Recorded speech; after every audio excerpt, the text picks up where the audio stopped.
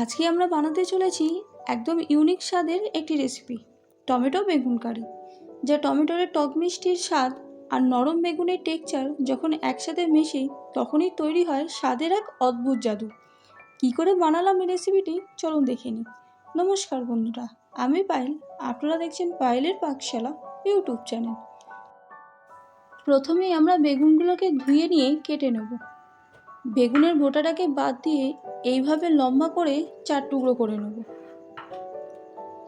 তারপরে এই এক টুকরোটাকে আমরা ছোট ছোট করে আরও 3 টুকরো করে কেটে নেব। ঠিক এইভাবে, ঠিক একইভাবে বাকি বেগুনগুলোকেও আমরা এরকম ছোট ছোট করে টুকরো করে নেব।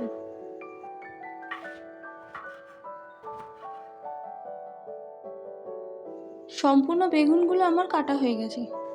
এবার এই বেগুনগুলোর মধ্যে নুন ও হলুদ মাখিয়ে নেব। এই বেগুনের মধ্যে নুন হলুদটাকে ভালো করে মাখিয়ে নিয়ে এটাকে 5-7 মিনিটের মতন রেখে দেবো।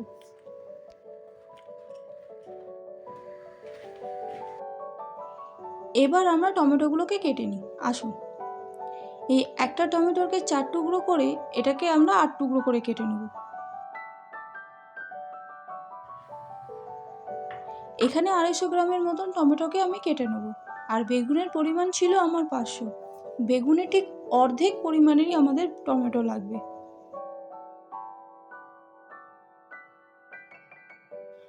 সম্পূর্ণ টমেটোগুলো আমার কাটা হয়ে গেল। এগুলোকে একটি পাত্রে তুলে নিচ্ছি। আর এদিকে দুটো বড় সাইজের পেঁয়াজকেও এইভাবে ছোট ছোট করে টুকরো করে নিয়েছি। এগুলোকেই পাত্রে তুলে নেব। এই কড়াইয়ের মধ্যে দিয়ে দিয়েছিলাম বেশ কিছুটা সাদা তেল। প্রথমেই আমরা বেগুনগুলোকে ভেজে নেব। তাই জন্য একে একে সম্পূর্ণ বেগুনগুলোকে এই গরম তেলে দিয়ে দিচ্ছি। বেশি ডিপ করে ভাজবো না, হালকা গোল্ডেন ব্রাউন করে ভেজেই আমরা তুলে নেব।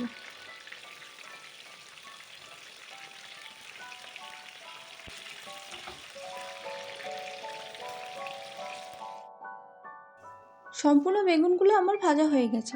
এবার এগুলোকে আমি তুলে নিচ্ছি।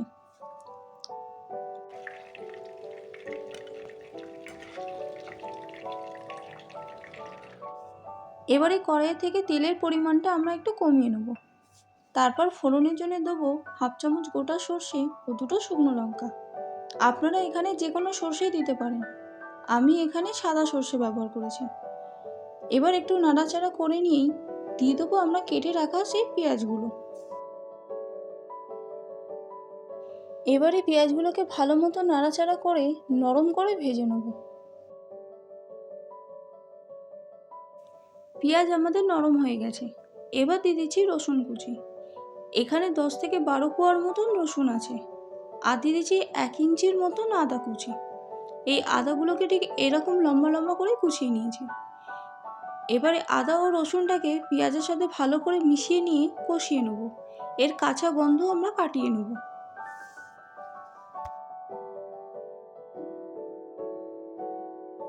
আদা রসুনের কাঁচা গন্ধ কেটে গেছে। এবার দিয়ে দিচ্ছি গুঁড়ো মশলাগুলো, যেমন 1 চামচ হলুদ গুঁড়ো, 1 চামচ জিরের গুঁড়ো, 1 চামচ ধনের গুঁড়ো আর ঝালের জন্য 1 চামচ লাল লঙ্কার গুঁড়ো। এবারে গুঁড়ো মশলাগুলোকে মশলার সাথে বেশ ভালো মতন মিশিয়ে নিয়ে আমরা কষিয়ে নেব। সামান্য একটু জল দিয়ে আবারও এটাকে ভালো করে মিশিয়ে নিয়ে কষিয়ে নেব। এবার রঙের জন্য দিয়ে দিচ্ছি 1 চামচ কাশ্মীরি লঙ্কার গুঁড়ো। এটাকেও আমরা ভালো করে মিশিয়ে নেব।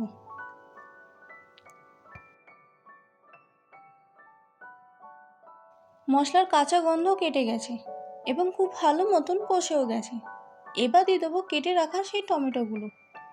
সম্পূর্ণ টমেটোটা এর মধ্যে দিয়ে দিচ্ছি। এবার এই টমেটোটাকে মশলার সাথে খুব ভালো মতন মিশিয়ে নেব। তারপর এটাকে 2-3 মিনিটের মতন আমরা চাপা দিয়ে নেব।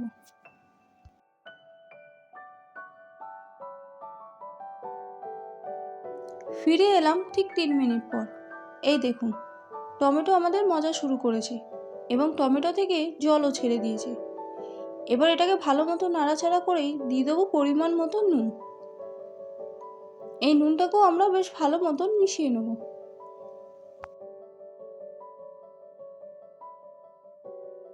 এবার দিয়ে দিচ্ছি 3টে কাঁচা লঙ্কা। এটাকেও আমরা ভালো করে মিশিয়ে নেব। তারপর দিয়ে দেবো ভেজে রাখা বেগুনগুলো। সম্পূর্ণ বেগুনগুলোকে এর মধ্যে দিয়ে দিচ্ছি। এবার এই বেগুনগুলোকেও মশলার সাথে বেশ ভালো মতন আমরা মিশিয়ে নেব।